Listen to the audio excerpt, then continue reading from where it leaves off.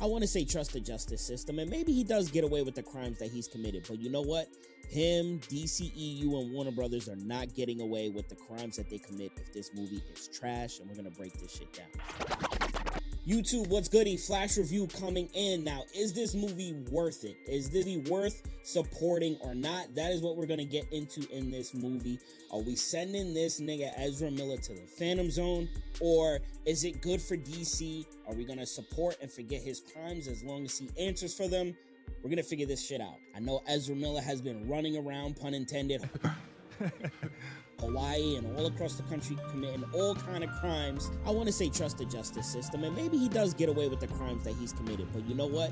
Him, DCEU, and Warner Brothers are not getting away with the crimes that they commit if this movie is trash, and we're gonna break this shit down. Now, contrary to popular belief, or if you follow any of my social media platforms,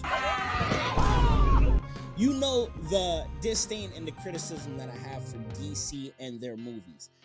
Their animated movies, however, chef's kiss, amazing. One of my favorite DC animated movies is Flashpoint Paradox. I freaking love that movie. In fact, Flash is one of my favorite DC characters.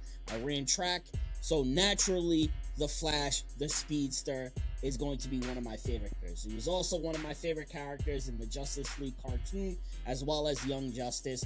I love Flash, Kid Flash. I just love the Speedsters, let's put it that way. So coming into this, I'm already comparing it, and I'm already setting it up to a certain standard that I have with the DC animated movies. In fact, any of the DC movies that I watch that are live action, I always want to kind of compare it to some sort of animated storyline or movie or whatever it is that I can kind of relate it to and say, hey, does this do it justice? Is it as good as the animated series or animated movie? Whatever it is, I'm always comparing. Let me get all the shit that I did not like out of it first. I did not like the CGI. All the articles and rumors and shit that you see with the CGI, atrocious. Especially in that first scene. The first action sequence is the Flash basically assisting Batman, Ben Affleck's Batman, and he's like running up this building trying to save these babies and shit falling, and the CGI is terrible. I'm back to a time when Fellowship of the Rings came out and we saw Gandalf fight the Balrog, and that CGI blew my mind.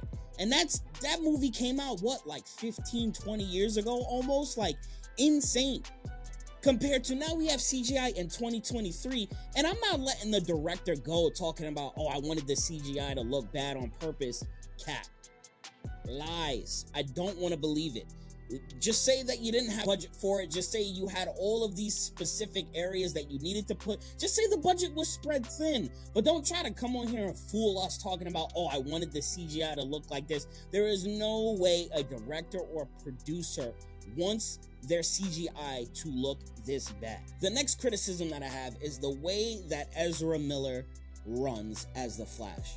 From the first time that we saw him in Justice League all the way up until now, he does this like flaily arm movement, over exaggerate, and it looks so doofy. And his new suit kind of looks a little doofy. It looks like a red condom, but it would be cool at least if he ran cool. But in this, when they try to show it the perspective of the Flash running, so everything is in slow motion, it just looks so atrocious. I don't even know how to spell atrocious, but that's what it looks like. It's so crazy.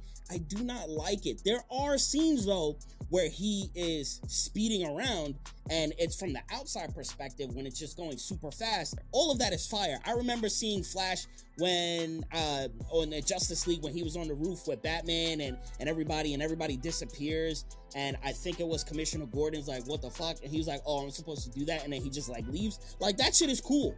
But when they're doing the slow motion, you gotta stop with the arm flailing. If you're not familiar with this type of Flash story, and I don't want to assume everybody is that watches this video, whoever watches it, is basically there's always like a specific story with the Flash where he figures out how to go back in time and stop his parents, his dad from going to jail and his mother being killed, and it always fucks up the timeline. Whatever it is, it just fucks it up, and then it changes people's roles or positions or make people not exist. Basically, it's just a whole nother timeline, and then Barry's like, oh shit, I need to figure this out and get back to my timeline. And in the process of doing it, there's a little pitfalls, mistakes, trip-ups, but eventually he ends up getting back to where he needs to be, sort of. Oh, so what did I like about the movie? Ben Affleck. I think Ben Affleck is top 2 Batmans of all time. I mean, that's just my opinion. I love seeing Ben Affleck as Batman. That beginning scene, that chase scene, fire. Beautiful. I wish we got more of just a standalone Batman movie, or maybe incorporate some of the other superheroes in it, but just a specific, I just want to see Ben Affleck more, right? They animated him way more than probably any other Batman that we've ever seen.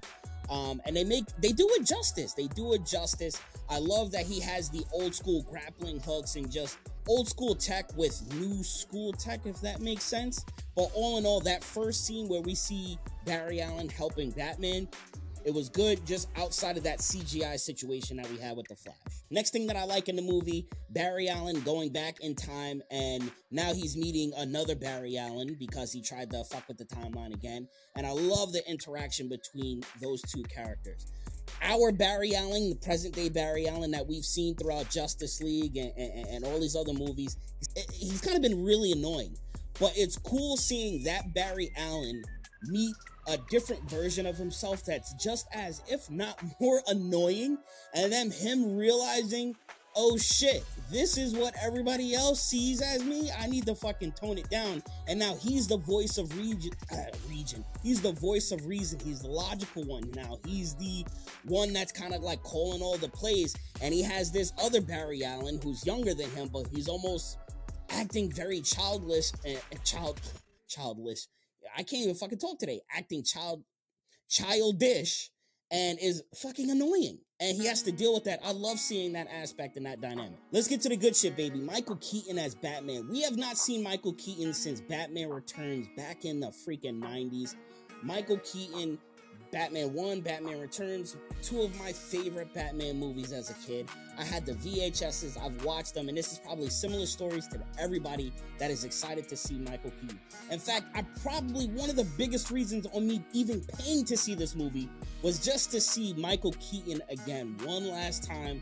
I don't know if they're going to use him again, but one last time as the Batman, and it was amazing. All the nostalgia buttons were hit.